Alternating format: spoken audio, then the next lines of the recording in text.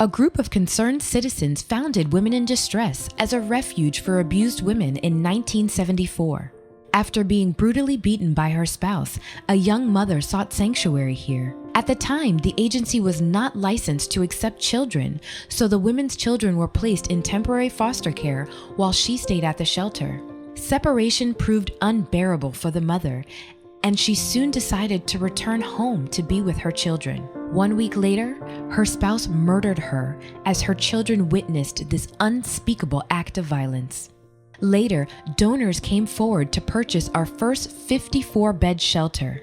We were then able to offer shelter and support to women who were victims of domestic violence and their children.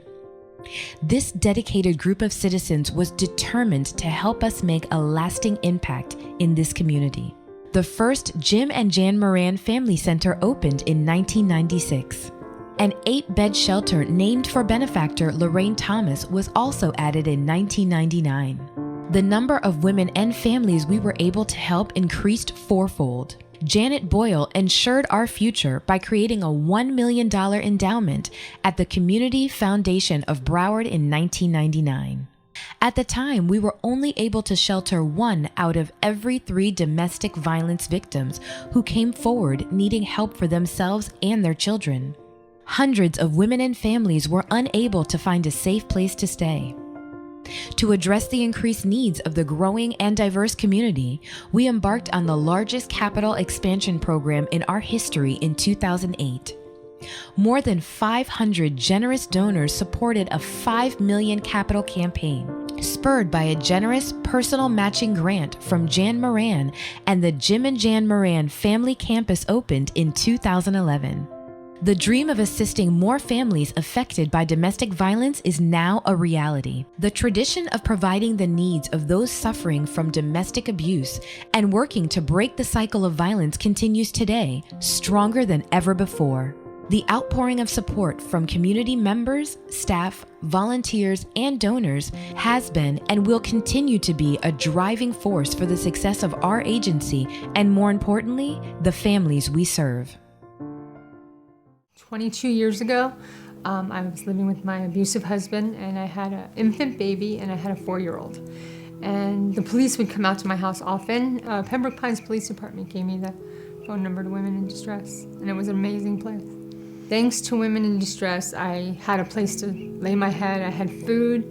I had lots of food. They made sure I ate well. They made sure that I cleaned up after myself. They made sure that I went to meetings, and everybody just treated me like family instead of like some woman who has nothing, who had no transportation, who had no, I had 2 babies, that's all I had. So I think I've gotten, over the years, in Women in Distress, with all the meetings and all the people telling me, you're worth it, you're good, you're gonna be okay.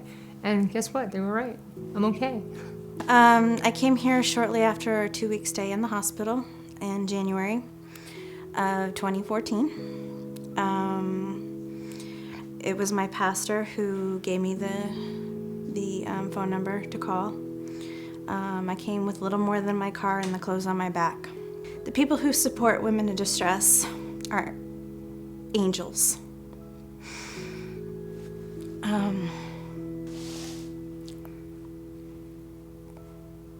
It is so important.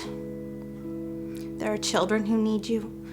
There are women who need you. There are men who need you. After coming to Women in Distress, I was able to gain independence, a sense of freedom. I was actually able to, within 2 weeks, get my own apartment.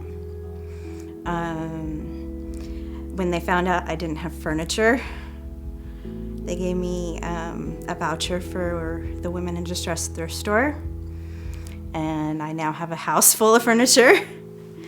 So, every need was just dropped into my lap, basically. It was a miracle for me. I actually first became aware of Women in Distress when I was in an abusive relationship, and a friend of the family It wasn't a public thing, only my family and friends knew what was going on, and a friend of the family brought me to the Starfish Luncheon. And I was really just kind of blown away with just the poise and how professional and educated all the women that were in the program and the women that run Women in Distress are. I had my own home, I had my own car, I had my own money. So I didn't have to come to Women in Distress for a place to stay, and I was lucky because of that, and a lot of people aren't. But I think sometimes when people think of Women in Distress, they think of it as just a shelter, and it's a lot more than that. To me, Women in Distress is like a symbol.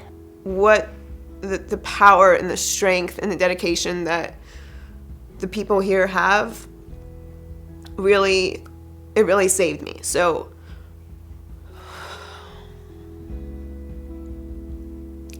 when I say that Women in Distress really saved my life, like, they really did. They really did. I came to Women in Distress back in the late 90s, and it's the reason why I was abused by my ex.